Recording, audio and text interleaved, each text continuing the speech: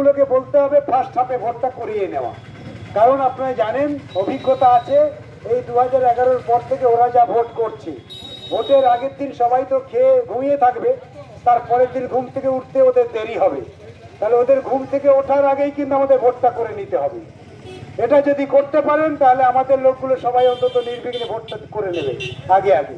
সেই জন্য ভোটের আগের দিন ওরা যা খাবে তারপর ঘুমাবে, ঘুম থেকে উঠতে উঠতে 8টা বাজবে ওদের, 8টার আগে আমাদের লাইন চলে যেতে হবে। ফলে আপনাদের দায়িত্ব হচ্ছে গুরু দায়িত্ব, এই দায়িত্ব পালন করতে হবে। এবার নির্বাচনে আপনারা জিতবেন, এবার নির্বাচনে আপনাদের জয় আর কেউ ছিনিয়ে নিতে পারছে না। বসিরহাট লোকসভা কেন্দ্রে ওরা ভেবেছিল বাম কংগ্রেসের যে জোট, যে বোঝাপড়া, সেটা বসিরহাট লোকসভা কেন্দ্রে হয়তো দুর্বল হবে, এক্ষেত্রে খুব একটা দানা বাঁধবে না। ফলে মনে মনে খুব ওরা খুশিতেই ছিল। কিন্তু বসিরহাট লোকসভা কেন্দ্রের বাম কংগ্রেসের যে বোঝাপড়া, সেটা যে এত ঘনত্ব, তার দৃঢ়তা এবং তার দক্ষতা প্রকাশ পাচ্ছে বিভিন্ন প্রচার এবং মিটিং মিছিলে, তাতে ওদের বুক চুপসে যাচ্ছে। আগামী দিন এই বসিরহাট লোকসভা কেন্দ্রে বাম কংগ্রেসের জয়টাকে আমরা দেখতে পারি আর না পারি, ওরা কিন্তু দেখতে পাচ্ছে বসিরহাটে বাম কংগ্রেসের জিত নিশ্চিত হয়ে যাচ্ছে। সেজন্যই আজকের ওরা ভুল বকাবকি শুরু করেছে।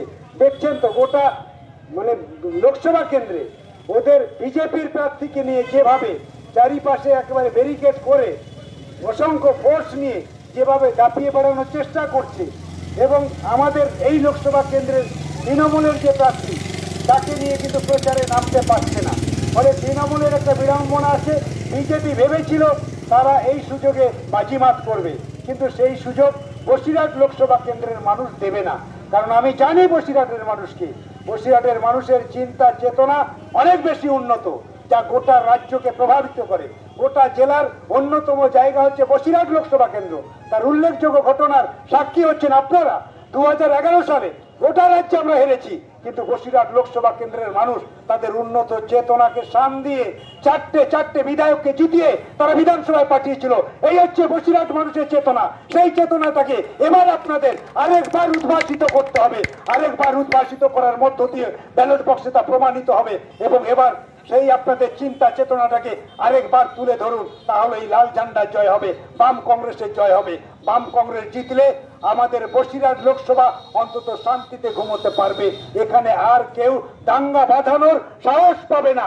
বসিরহাট লোকসভা জিতলে অন্তত আর একটা সন্দেশখালী হবে না। বসিরহাট লোকসভা জিতলে আমাদের পরিযায়ী শ্রমিকের সংখ্যা কমবে।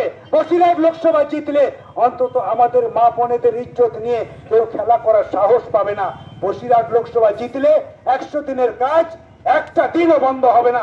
এই সমস্ত নিয়ে গোটা দেশের মানুষের সুখ দুঃখের ঘটনাগুলোকে আমরা পার্লামেন্টে তুলে ধরার চেষ্টা করব। সেই জন্য আপনারা বাম কংগ্রেসের প্রার্থীকে জেতাবেন। আপনারা সকলেই ভালো থাকবেন। সকলকে অভিনন্দন, লাল সালাম জানিয়ে আমার কথা এখানে ইতি করছি। ইনকলাব জিন্দাবাদ, বাম কংগ্রেস ঐক্য জিন্দাবাদ। কমরেড গার্গী।